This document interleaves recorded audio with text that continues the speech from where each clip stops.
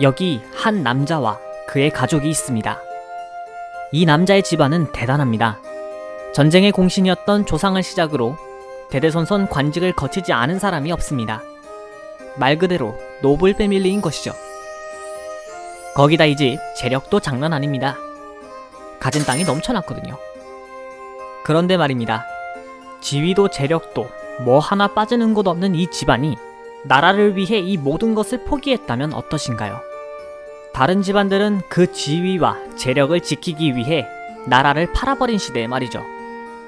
자신의 지위, 재력, 인생을 모두 조선의 독립에 바친 이 남자, 우당 이회영 선생입니다.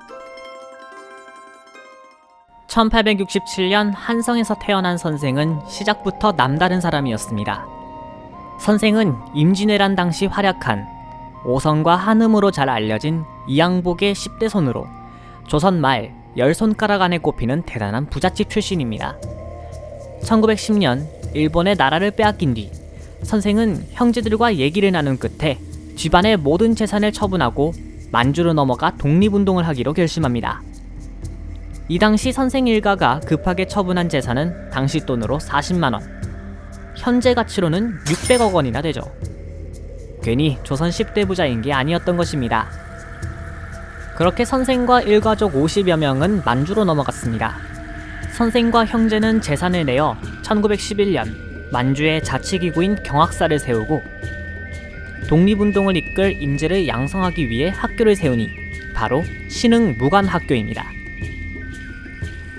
청산리 대첩을 승리로 이끈 독립군들이 이곳 출신이기도 하죠. 역사학을 비롯한 인문학과 군사학을 철저히 가르친 신흥무관학교는 이후 전개되는 항일 무장 독립운동의 씨앗이 되었습니다. 이후 선생의 독립운동은 아나키즘, 무정부주의를 만나며 변화를 받습니다.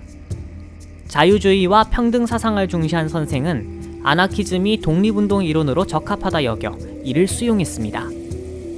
선생은 항일 무장투쟁 노선을 더욱 공고히 하며 의열단을 후원하는 것을 시작으로 1924년 제중국 조선 무정부주의자 연맹을 조직하고 흑색 공포단, 항일 구국연맹에 참여하며 거친 투쟁을 이어갔습니다.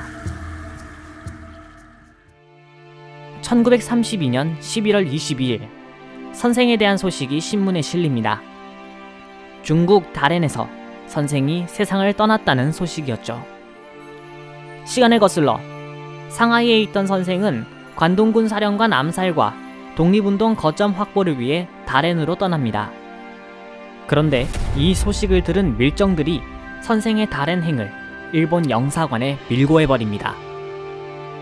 선생이 다롄에 도착했을 땐 이미 이 사실을 알고 있던 일본 군경이 선생을 기다리고 있었습니다.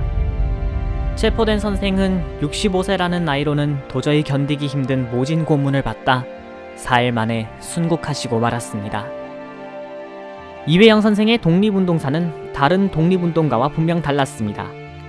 당대 최고의 부와 명예를 가진 흔히 말하는 기득권층이었지만 나라를 팔아버린 다른 이들과는 달리 빼앗긴 나라를 되찾고 이를 위한 인재 양성을 위해 집안의 재산을 모두 쏟아부은 노블리스 오블리주 그 자체였던 것입니다. 선생과 함께 만주로 떠난 50여 명의 일가 중 광복을 맞은 건 20명 정도에 불과했습니다. 선생을 포함한 6 형제 중 초대 부통령을 지낸 이시영 선생을 제외하곤 모두 광복을 보지 못하고 돌아가셨죠. 누군가는 말합니다. 그렇게나 힘든데 어떻게 하면 자신의 모든 것을 독립운동에 바칠 수 있는지 말입니다. 나라를 되찾기 위해 자신이 가진 모든 것, 심지어 생명까지 아낌없이 던진 이회영 선생의 말을 끝으로 선생을 기려보려 합니다.